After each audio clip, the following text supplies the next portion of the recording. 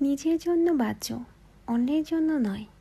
পরিস্থিতি যত কঠিন হোক, এটি তোমাকে আরও শক্তিশালী বানাবে।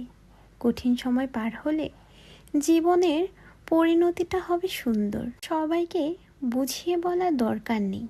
যা করছো তা যদি সঠিক মনে হয়, তাহলে নিজেকে জাস্টিফাই করার কোনো প্রয়োজনই নেই।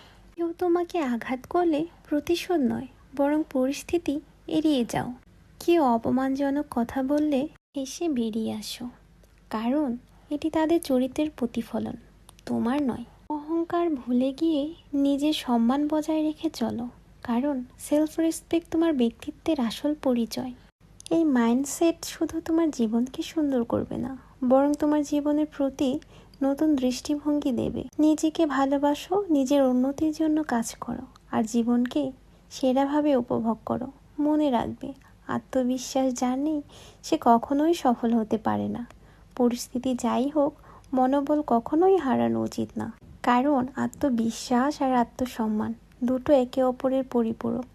এই দুটো জিনিস নিজের মধ্যে না থাকলে কেউ মাথা উঁচু করে বাঁচতে পারে না। এই আত্মবিশ্বাসই আপনাকে শেষ মুহূর্তে সম্মানিত করবে।